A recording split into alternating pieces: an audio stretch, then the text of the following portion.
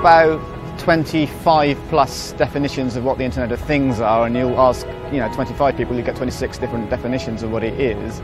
I think the potential of IoT emerged when technology was cheap enough that you may want to put it anywhere. The most interesting thing for smart fridges or things like that are devices that will turn themselves off and then turn themselves off on again. It makes no difference to the fridge whatsoever, and it means that we can manage our energy really well. More and more things that we do are being kind of tracked and measured, and mostly that's a good thing. Which is wonderful in a happy, wonderful world where no one does anything evil, and if someone somewhere in the world wanted to do evil, it also is a potential problem area that a lot of people don't seem to be looking at at all. We forget that behind those things, those objects, those technologies, there are still individuals, there are still people who are creating the algorithms, who are creating the systems, who are creating the logics that are communicating with one another. You could make a good case for technology to be embedded in everything we know. What kind of technology it is, and what does it do, and what purpose does it serve, is always the next question. There's almost no regulation around what obligations anybody has in that chain to do anything about actually advertising that this device is either constantly or semi-constantly or at whatever rate capturing data.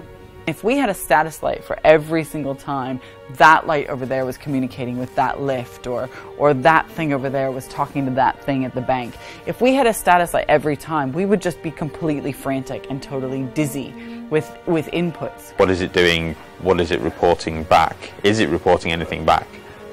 Who's it reporting to? And those are interesting questions to try to unpick. I absolutely think these machines should be making it publicly visible when they are recording certain moments. You may or may not want to engage with that particular technology for a very long time, so is this something you can switch off? Is this something you can go to a URL somewhere and sort of delete the data that's being captured? There's a risk that if you kind of legislate too early almost, you end up kind of hampering ways that it could develop.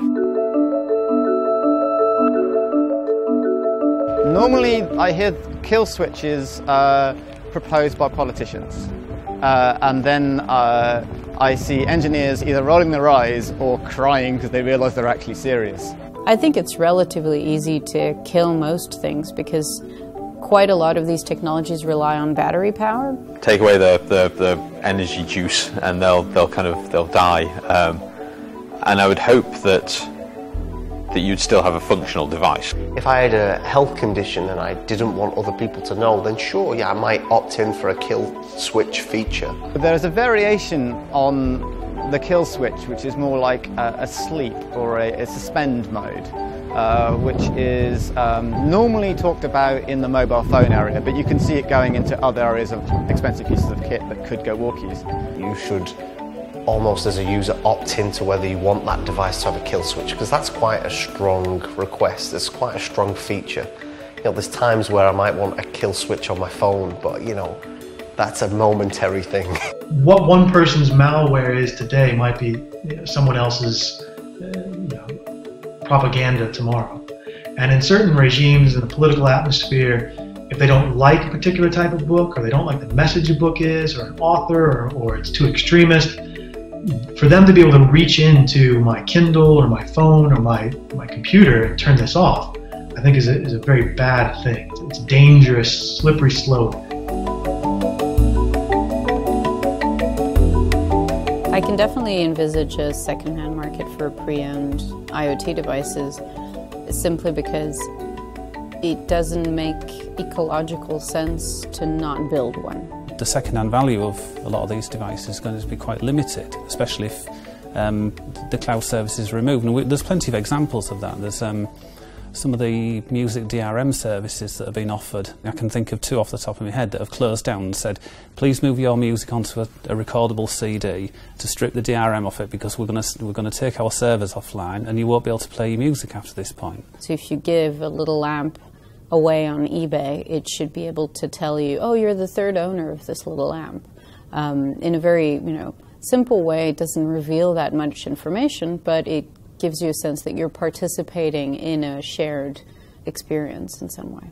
And then when the second-hand device gets connected to the network, you need kind of an onboarding process that kind of goes, oh, this is a new device, like, what are you, we don't know who you are, we're going to have to work out who you are and what you want to do with this device and how you kind of like bring it into our service. If it goes on to somebody else, they continue to collect data as to some new person, and their big rush is to identify who that new person is. If we don't have read, write and execute, we have no second-hand market, no recycling. Great if you're somebody who doesn't care about that, and you just want more and more consumers and everybody buy new, buy new, buy new. If there's no make, do and mend culture, and that's been taken away with us because of this digital kind of lock-in, we're in trouble.